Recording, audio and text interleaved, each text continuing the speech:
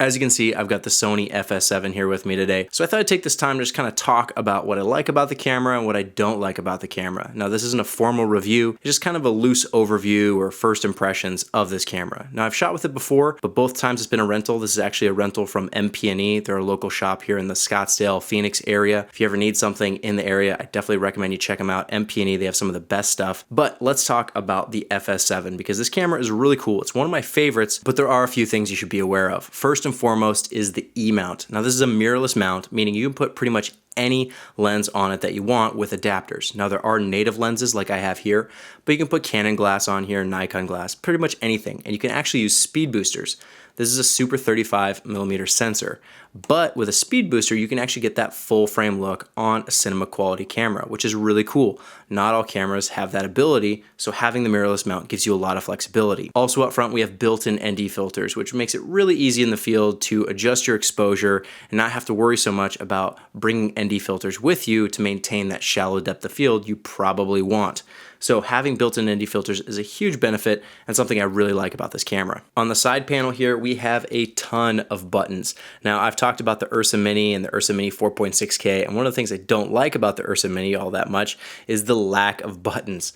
The Sony FS7 has a ton of buttons, a lot of functionality. Everything's right here. I can't say it's laid out the most organized way. You know, so it takes a little bit of getting used to of where things are at, but once you kind of learn where things are at, it's a lot easier to work with. You may have also noticed the Viewfinder up here, which is a kind of Viewfinder LCD combo.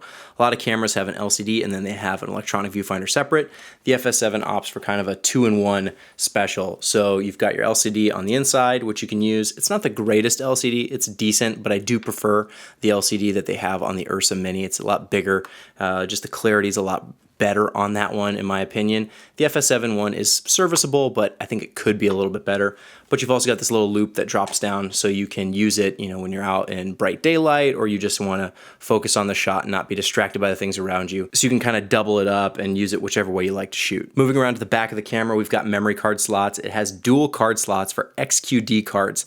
Now, price per gig, these are a little bit more expensive than SD cards, but compared to CFast, which is the other popular new format that's kind of becoming more common on a lot of cameras, XQD is actually cheaper per gig. So it's a good deal if you're looking at an Ursa Mini or something and that takes CFast cards. This may be a better option because those XQD cards, paying for that memory is a little bit cheaper. And then around on the back, we've got the battery slot. And this takes the common Sony batteries that you can find pretty much anywhere, and they're pretty affordable.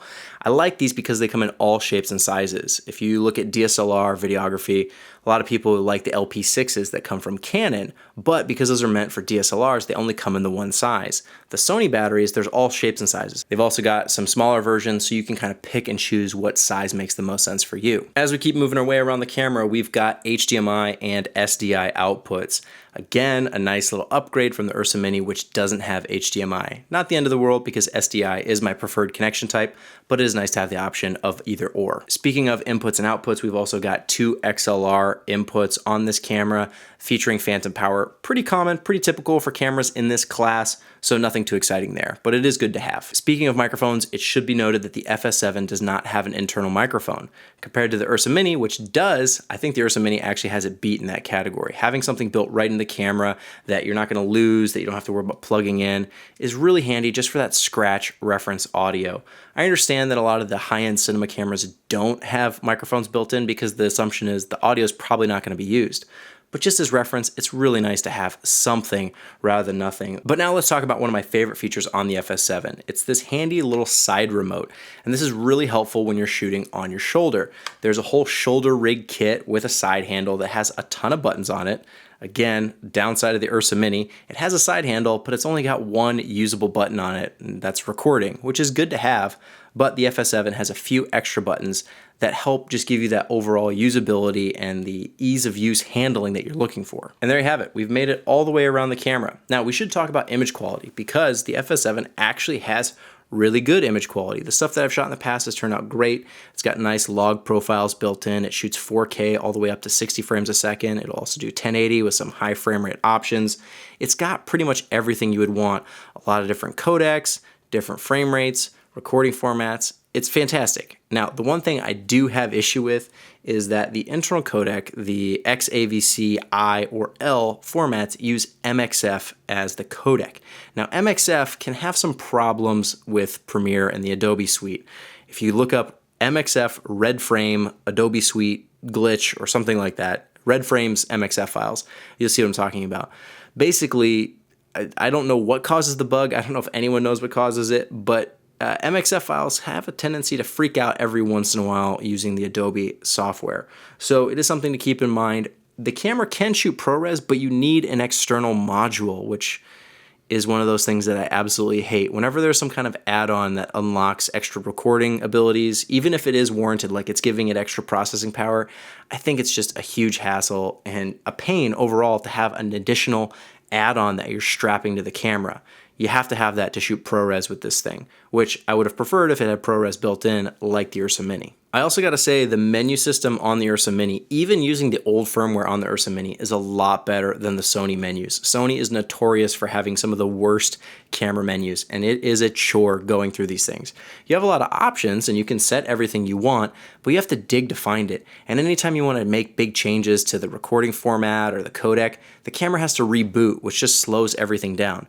Now, most projects where you're going to be using a camera like this on the FS7, hopefully you've got time to make those adjustments. But if you're in a run and gun situation and you want to switch from 4K to 1080, or you want to switch from 60 frames a second down to 24, you've got to wait for the camera to reboot, which is so frustrating. Other cameras like the Ursa Mini or the GH4 or pretty much most other cameras, you can switch things on the fly and it's not a problem. I think this is kind of a holdover from some of the older broadcast cameras. I remember shooting on old Panasonic P2 cameras where they would have to reboot for their system to change when you change recording formats. And it's just so cumbersome, so annoying. I really wish they had updated that with the FS7 because it'd make it a lot easier to use. But overall, I would say that the FS7 is a great camera. In fact, it's one of my favorites. Even despite some of its shortcomings, the flexibility with the lens mount, the ergonomics, the buttons, the recording options, the XQD cards, having 2 slots, the LCD and viewfinder combo, it's great to have such a all-encompassing package. You've got built-in ND filters. There's so much to love about this camera, and ultimately the images do look really nice. You're looking at around 14 stops of dynamic range, great resolution. So in terms of using this camera, it is one of my favorites. I would put it above the Ursa Mini, but it is more expensive. This runs around $8,500 right now compared to the Ursa Mini at $5,000. Now that's just for base packages. Obviously both cameras can get expensive quickly when you upgrade them. A nice in-between is actually the FS5, which I really like. It doesn't have as great a codecs built in as the FS7, but for kind of a smaller version of the FS7 where you get a lot of those same features like the built-in ND filters, SDI and HDMI out, the mirrorless mount, all that stuff you get in the FS5 in a cheaper package, which right now they run anywhere between $5,000 and $6,000. And sometimes you can actually find them used. So check out the FS5 if you're looking for a camera that's a little bit more affordable, but still has some of the great benefits of the FS7. But as far as the FS7 goes, I'm really looking forward to using it tomorrow on the shoot. Actually filming a wedding for a friend. She filmed some video at my wedding, so I thought I'd return the favor. And I can't say that she used an FS7 on my wedding, but we should definitely get some good footage for her tomorrow.